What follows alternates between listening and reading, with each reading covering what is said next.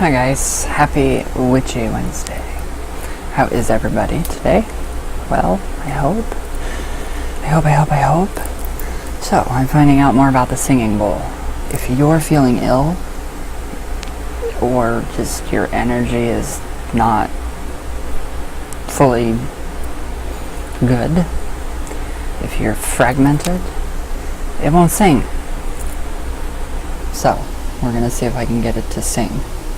I'm sorry, you guys. If you guys hate this, tell me. If you guys seriously hate this thing, tell me and I won't do it. But I love it, so we're gonna see if I can get it to sing today.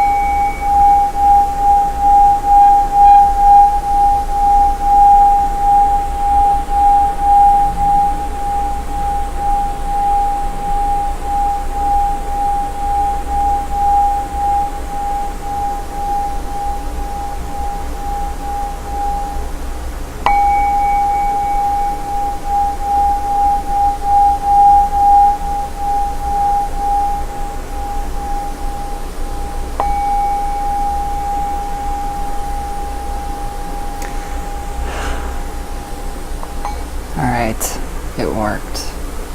It seriously clears the air. The air, it clears everything. So amazing. So it was last night. It's really funny. I thought it was pretty funny. I was talking to my sister, we were texting, and I was like, oh my god, Ryan, you have a really cool new emoji. And I'm like looking at it, and it's the most beautiful thing I've ever seen in my entire life. It was an ash. I was quite upset. I was seriously upset because I couldn't save the ash. It looked like, I don't know, a butterfly with a dragon, and it was seriously cool. So, I was very disappointed. Alright guys, so part 4 of Cosmic Tarot. Jane Hewitt's, and if I can get this thing out. Oh, where do we go? Okay, Strength. Strength is the card we are. If I can find it. These are all messed up now, so let's find Strength. Come on, I know you're in here somewhere. Shit, I am just like losing everything. Alright, so. No, I don't have contacts in today. That's strange, huh? I don't feel like myself. I feel naked. My eyes feel naked. I don't like that. Okay, here's Strength. Love that card. It's so awesome. So. Whoa. It's not supposed to do that. Alright, so Strength. A woman holds a magic cloth that mirrors a lion. The sun is at her crown. The lush, brilliant landscape is threatened by a smoldering volcano. I like that. It just sounds really, really cool. Okay, so the Cosmos. Okay, the trident and the white stripes on the lion's head indicate devotion to... Can you guys guess? It's a Hindu deity. Shiva. The Hindu god Shiva personifies destruction and reproduction, part of the trinity of the Brahma, the creator, and Vishnu, the preserver. The object commonly worshipped as embodying Shiva is the lingam, which represents Shiva's energy as well as his ultimate formlessness. Strength is energy that is available without discrimination or judgment to creative as well as inhibiting forces? The woman's forehead is marked with lines that denote devotion to the Vishnu, the preserver, maintaining another form of strength. And I actually have a Shiva bead. Oddly enough, I have a Shiva bead that now I feel like I should be wearing it. Okay, the human community. The image of a naked woman, whose only defense is a cloth on which a lion is pictured, reveals one of the basic paradoxes maintained by governments. The idea that a show of strength, a standing army, and large arsenals is necessary to maintain peace. Complete disarmament. What is that word? Disarmament? Yeah, disarmament is to most people the international equivalent of no police. Few are willing to place such trust in our worlds. To blame them? The extreme show of strength is armed to the teeth. Nationalism and an iron police force. Fascism in a pre-World War II Europe presented a seductive sense of security. Amidst the economic woes following World War I, and the chaotic transition from monarchy to democracy or communism. I still prefer capitalism. Economic and historic or cultural pressures repeatedly draw people all over the world to fascism. Inevitably, the strength extolled by fascists is revealed as brutally. The dictator's boot was to crush the enemy. Crushes the citizens. The invigorating rhetoric of nationalism turns out to be a balloon filled with poison gas. That'd be me. I'm one of those balloons that they no longer make because they're poisonous. The silver ones that never go out. Armies and police must be flexible and fully accountable to the people. The infallible test of a strong government is its ability to maintain human rights for all citizens when difficult conditions arise. The woman and the lion represent intelligence, compassion, clothed with power. The card strength directs attention to the armed forces and the police and their degree of strength or weakness. Big, different meaning on that card. Completely different. Strange. Is that on my neck or is that on my computer? That's my computer. See, another. I thought that was a really cool something. I don't know. So, the individual. Shiva embraces the energy of the body, or the Shakti, represented as a coiled snake, Kundalini. Oh God, please no, don't let Kundalini happen again. Oh, I can't take that. Oh, not right now, not with mania, you guys. The science of the Kundalini Yoga is complex, but on one level, it involves awakening the natural energy of the body in order to exalt the mind. Please stay down today. Like Kabbalistic studies, Kundalini Yoga should not be undertaken casually. No, it shouldn't. The smoldering volcano on the strength card is a hint of the destructive power that can let loose in the body and psyche of careless or an unprepared student. It is a serious mistake to try to teach oneself Kundalini Yoga, or to place oneself in the hands of an unqualified or unethical teacher. The lily at the left hand of the woman and her nudity indicate that inner purity, unselfishness, is a way of preparing for the rising of the snake of Kundalini. The bright light of the sun behind the woman's head and the rearing snake of her headdress indicate that the woman's energy is flowing freely. See, I don't want Kundalini to awaken again. Not yet. And now I think it caused the mania. So, strength allows feats of physical strength and it fosters will and charisma. One might be getting in touch with deeper powers, including one's own femininity. You guys know what I'm fucking trying to say, damn it. Or masculinity. And this can be a source of great joy and a sudden, unexpected popularity. A meeting with a person who is both mysterious and magnetic can take place. Taken too far, the energy can lead to overindulgence or hunger for power over others. If the energy hints of going out of control, the best thing to do is withdraw and rest until the equilibrium is fully regained. If I would have actually rested during the Kundalini thing, I would have never had 2 books written already. So, strength brings determination to recover from mental illness, especially phobias, anxiety, or obsessiveness, or physical illness, especially lingering or chronic conditions, and cardiovascular disease. It is the ability and the science of the sincere desire to free oneself of addiction. The opportunity is always here. A support group is a form of strength in itself and in the courage of the person who admits that he or she needs help. Fitting card. I love that card. Very fitting. Okay, where did I go? Strength is, of course, the companion to athletes and exercisers on all levels. The marathon runner and the wheelchair roller, the minnow child who joined the swim team, and the elder who swims to strengthen an arthritic body can enjoy this card. Strength calls on everyone of all abilities to participate in the joy of physical activity. Strength also reflects the joy we take in sharing the world with animals, domestic and wild. I like that last one, the animals.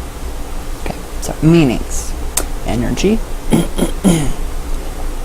enjoying the dance of life, creative energy, wildness, determination to live, strength, courage, conviction, resolution, recovery, confidence, zeal, mind over matter, vice, weakness, lack of faith, powerlessness. I really like that card. It's a very good card to meditate on. Exactly, meditate on. Alright, the next card we have is the Hanged Man. If I can find him. It's probably the next card. Yeah, he is the next card. Oh! I like him. I really like this one. So here's the Hanged Man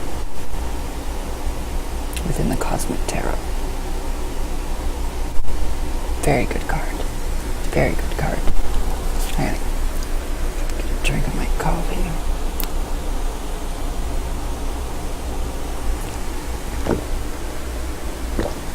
Oh, so dehydrated. Okay. The Hangman. Okay, in most tarot decks, the Hangman is suspended by a noose. The Cosmic Tarot depicts a youth who hangs as if by magic, or great strength from the branch of a leafy tree.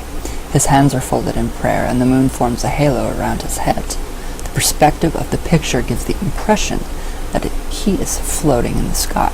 His hair reaches toward the earth, but doesn't quite touch it. Look at the card upside down, and the sky resembles an ocean with white caps receding into the distance. Okay, here's the card reversed. So, can you guys see that? That's really cool. That's really cool. Alright, the Cosmos. The Fool is spirit on the edge of manifestation, the formless, who precedes or succeeds the dualism of heaven and earth. As said in the description of that card, the Hangman is spirit amidst manifestation, and he dwells between heaven and earth. He is the fool after the leap from the precipice, long after the leap, after whole universes have come into being. The fool is poised between destruction and creation, with no bias of inclination toward either.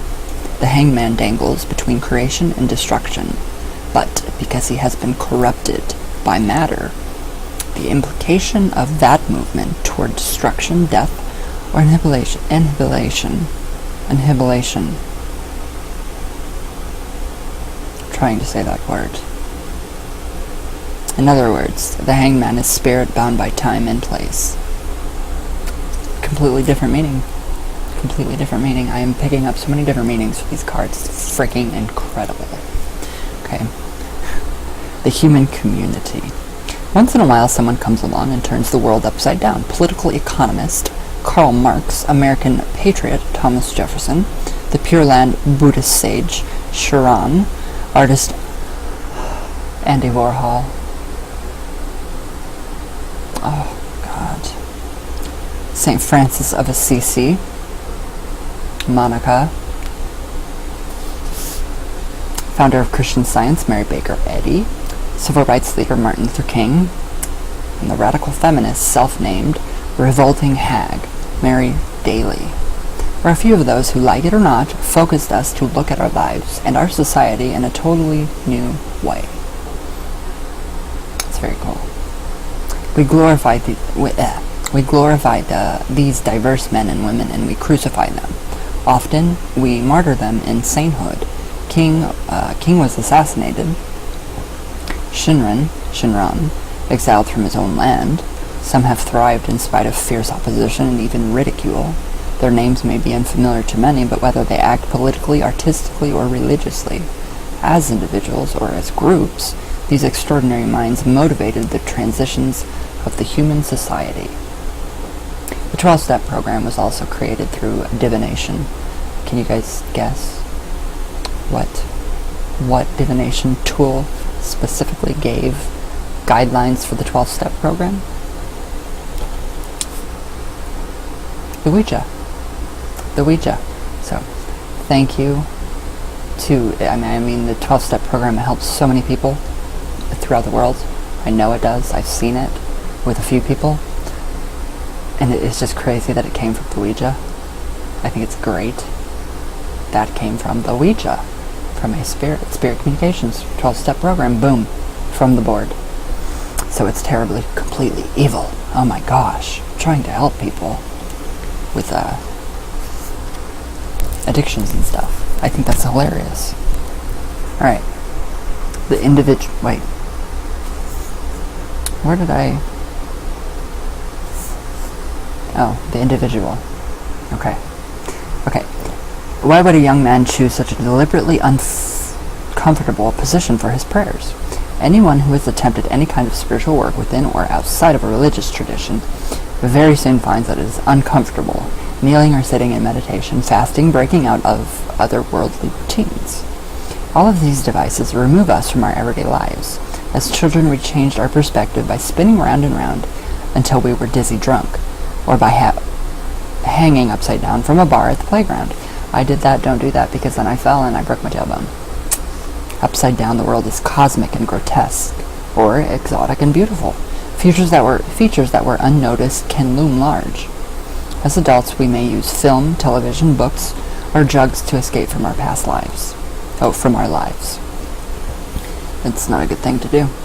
Unfortunately, grown-ups very quickly become habituated to these activities, and are once again locked into the mundaneness being evaded. So, we up the dose, look for something new, or settle down into a numb routine. Find a different routine. Instead of drugs, instead of alcohol. Meditate on yourself. So religious practice can fall into the same syndrome. The enthusiasm of the convert, the frustration of the novice, the boredom of the senior. Those who last endure the ups and downs with equanimity. Insight and the support of friends and teachers are encouraging. Many people favor occasional retreats, with or without others, as a way to refresh the spirit. The hanged man dangles alright, all alone between earth and sky. His teacher has brought him this far. Now it is time to go alone. He has temporarily renounced worldly life in favor of prayer and meditation. I would so do that. I would so seriously do that. His face is tranquil. Though he has been ravaged by terror at the death of his self-driven activity, depression at the loss of earthly attachments, elation at being without the weight of daily life, as well as a vertigo brought by such weightlessness, horror in the face of unending loneliness, and bliss in undisturbed solitude. He observes and accepts the flow of emotions with equilibrium. His tranquil concentration is unwavering. So the hanged man's support, the tree grows from the earth, and it enables him to plant his foot in the sky. The dense physical and emotional qualities of earth and transcending empty qualities of the sky are calmly united in his practice. I like that one. I am loving these cards. So, the meaning. Overcoming obstacles through devotion, peace of mind, prudence, insight. Life is in suspension, transition, change, abandonment. A renunciation. The changing of life's forces. A still point between dramatic events, sacrifice. The approach of new life forces. Unwillingness to make any effort or to give of oneself. Ego tripping. false prophecy, useless sacrifice, playing martyr to manipulate others. So, that is the Hangman. Awesome card. Amazing card. I do like that one. So, next one is Death. Let's see if I can find Death. There we go. I love the Hangman. Perfect card. I still think it's great that the 12-step program was from the Ouija. So, here's Death within the Cosmic Tarot.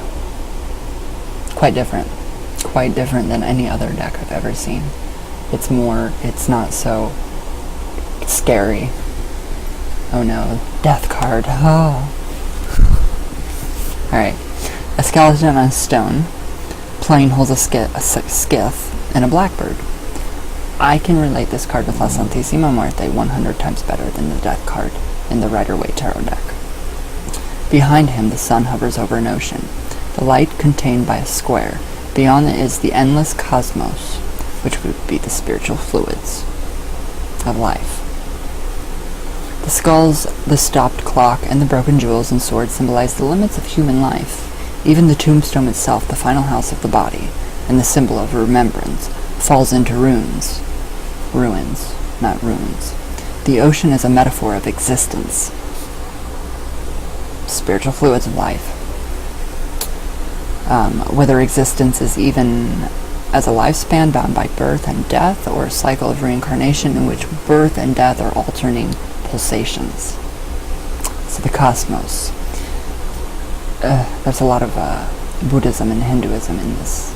So, Hindu cosmology sees the birth and extinction of universes as the exhalation and inhalation of the breath of God, an ongoing cycle of existential suffering that one can escape as a twice-born individual.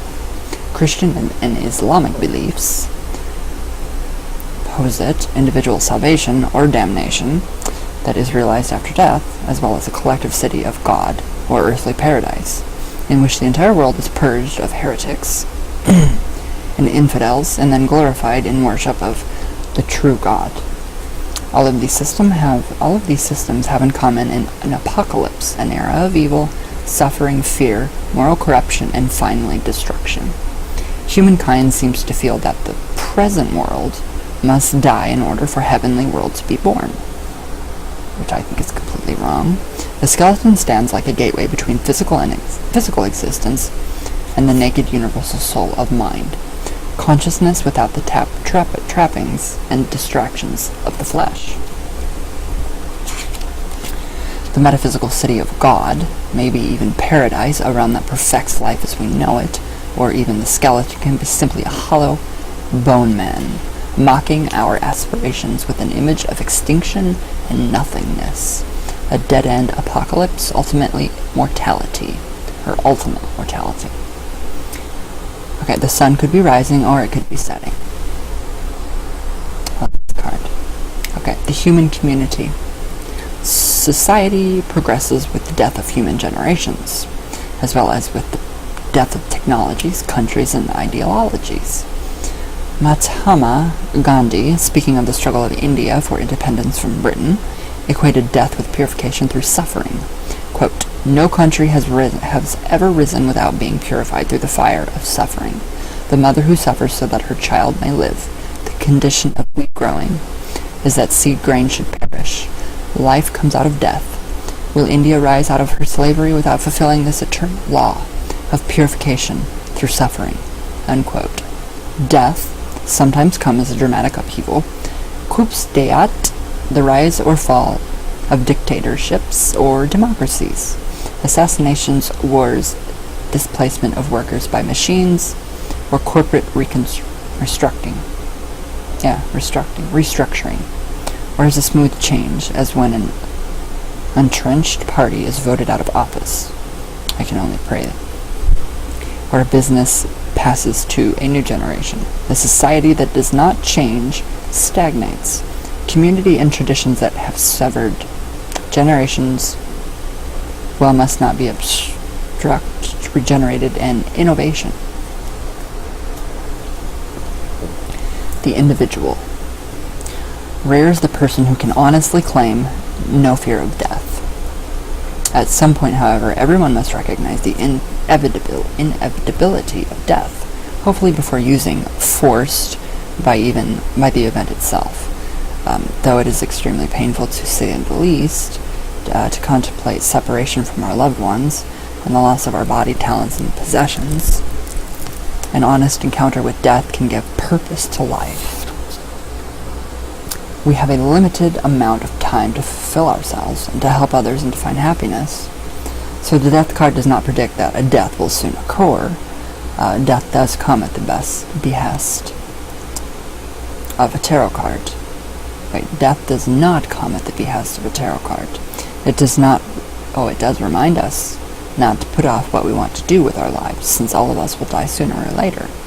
If we feel that our salvation lies in religion, we should build a new practice now, rather than waiting until we're sick or senile and less capable of training mind and body. If we feel that we don't want to leave something beautiful behind, we should begin our creation today. If we love someone, we should express it. If we have an enemy, we should work on being reconciled, at least in our hearts, if not openly. If life disconnects us, we may be taking for granted the precious joys embedded in the mundane existence. So, the bowman with the sickle is known as the Father Time. Have you guys seen Alice in Wonderland? Through the Looking Glass, Father Time? The death card can now indicate change, transition, and the passage of time. Sorrow or joy at the end of a phase may be indicated, both the letdown and the relief at finishing a long work, whose reception in the world is yet uncertain, but might be felt. So a move to another home is possible, with painful detachment from the present place mixed with pleasurable anticipation of what the future home may bring. So, totally different meaning. Okay, meanings. The end, transition, a boundary reached, transformation, passage of time, clearing away the old to make way for the new, determination to turn over a new leaf, unexpected change, loss, a familiar situation or friendship ends, stagnation, separation, immobility, inertia, taxes.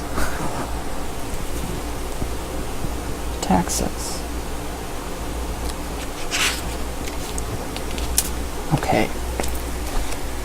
We'll do one more card today.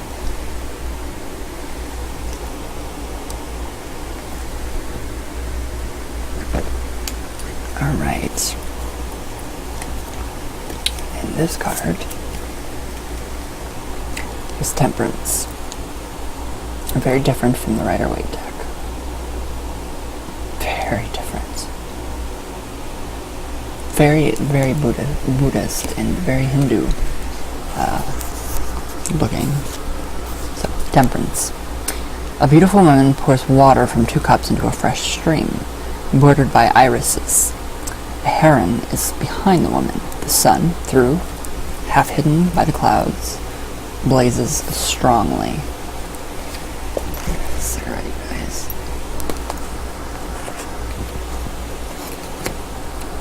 Very good card. I say that about every single card.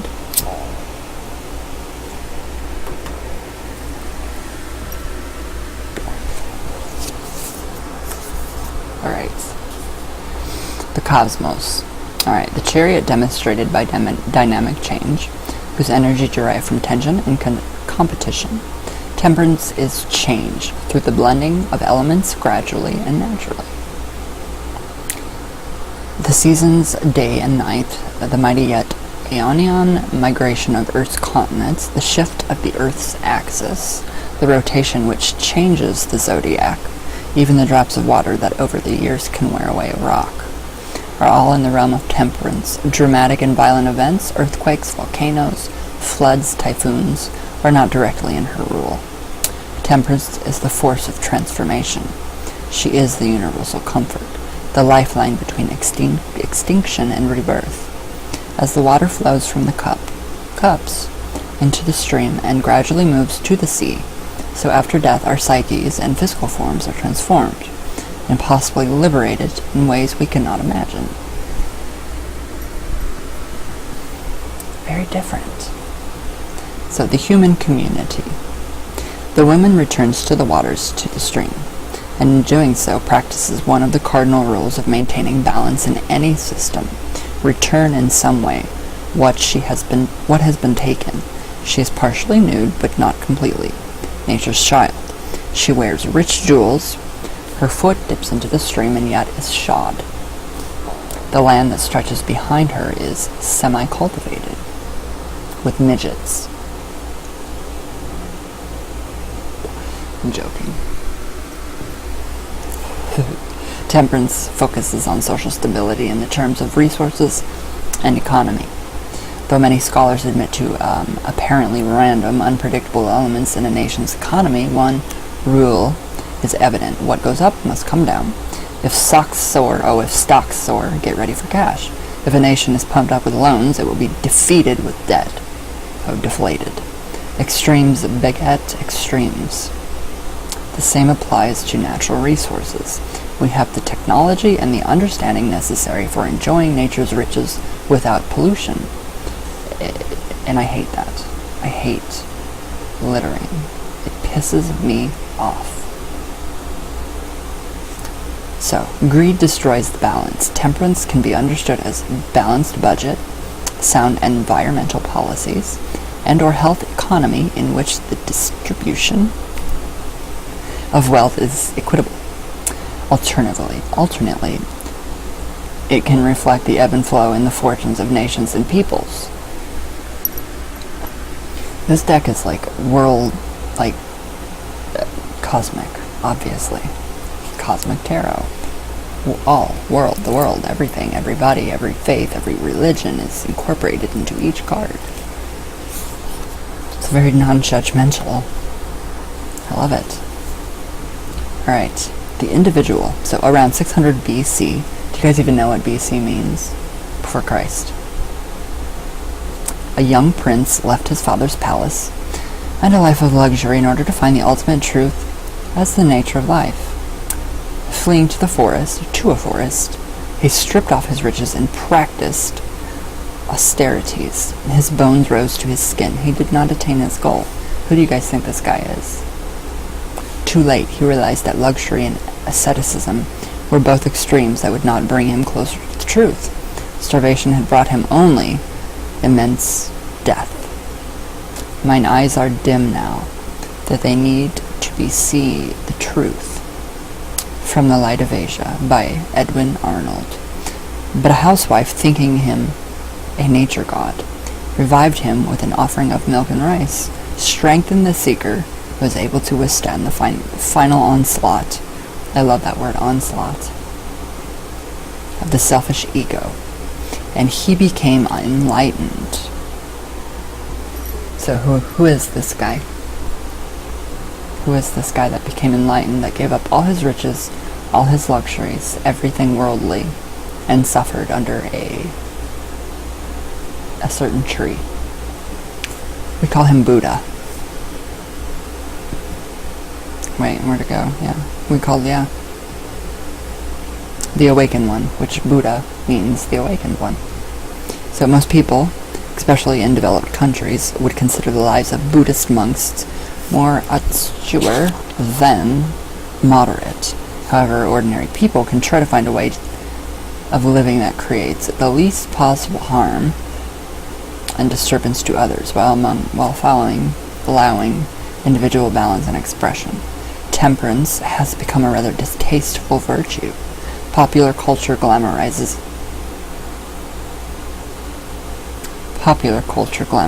emotional upheavals, violence, and passion. A temperate individual is often portrayed as a dried-up prude, or as an axe-wielding carry-nation figure, but not these characters are also extremes. The temperate man or woman does not have to be an intolerant wet blanket or a bore, or a bored, or a celibate, a teeter-totter? Teetotaler? I don't know that word. Temperance is not the bland repression of joy, sorrow, sexual feelings, and so on. It involves acceptance of feeling rather than rejection or selection of them. The rough with the smooth. Temperance can be the fruit of hard, honest look at one's life. Are we draining our energy chasing thrills while continuing to suffer the same problems over and over? Are we exploiting or walking over other people in the quest for more riches and new heights? New highs. Temperance is a realistic way of living unselfishly.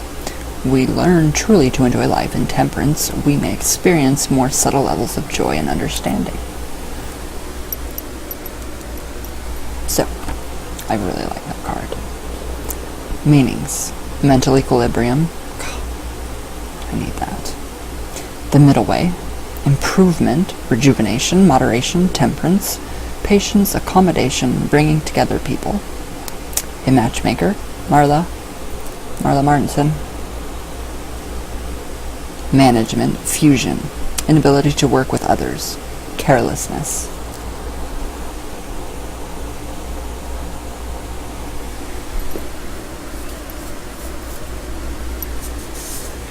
And tomorrow we will pick up with the devil. So yes, very, very awesome cards. Awesome cards. So alright guys.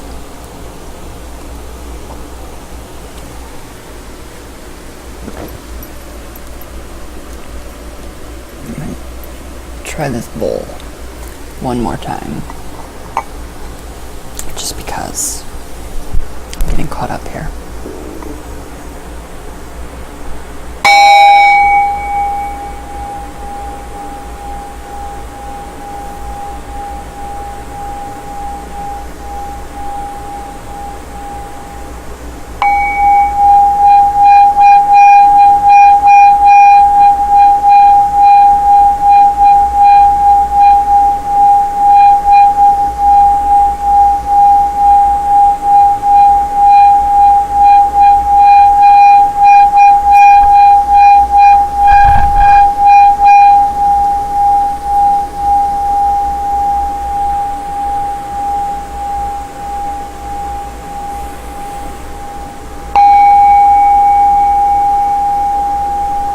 That's good medicine. Alright.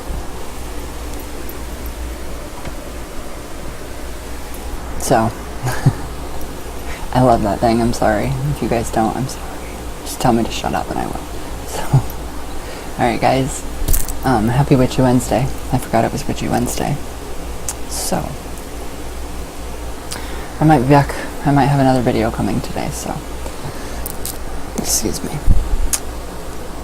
I love you all very much. And thank you guys for watching. And I will see you maybe later today or tomorrow. So, alright guys.